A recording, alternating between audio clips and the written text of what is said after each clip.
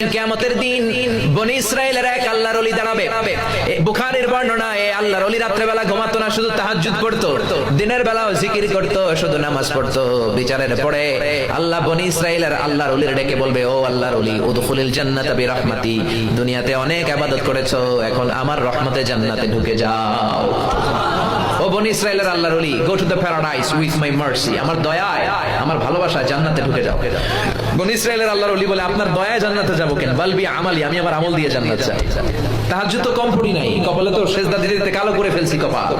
জিকির তো আপনার কম পড়ি নাই, নামাজ তো কম পড়ি নাই, তাহাজ্জুদ তো কম গুজার যাই নাই, কেন আপনার দয়া দিয়ে রহমত দিয়ে জান্নাতে যাওয়া লাগবে? বালবি আমালি, আমি আমার আমলের বদলতে জান্নাত চাই। আল্লাহ বলবেন, তাই নাকি?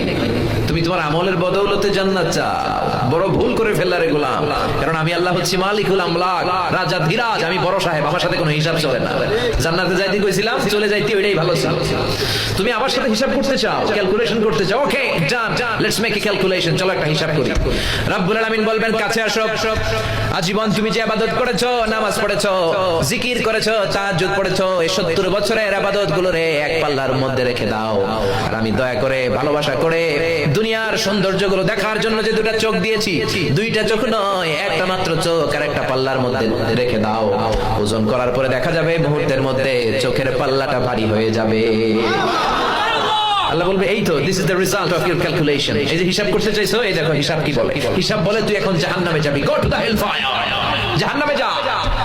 এবার বনি ইসরাইলের আল্লাহর ওলি বলবে, আল্লাহ মাফ চাই, দোয়াও চাই, আমি বুঝি নাই, আমারে মাফ করে দেন, আপনার দয়া ছাড়া জান্নাতে যাওয়া যাবে না, আমারে মাফ করে দেন, জাহান্নামের আগুনে আপনি আমারে জ্বালাবেন না, আপনার দয়াতেই জান্নাত দেন। আল্লাহ বলবেন, now you are on the right track, এই তুমি লাইনে আসছো, এতক্ষণে লাইনে আসছো, go to the paradise with my mercy, যাও আমার রহমতে জান্নাতে ঢুকে যাও।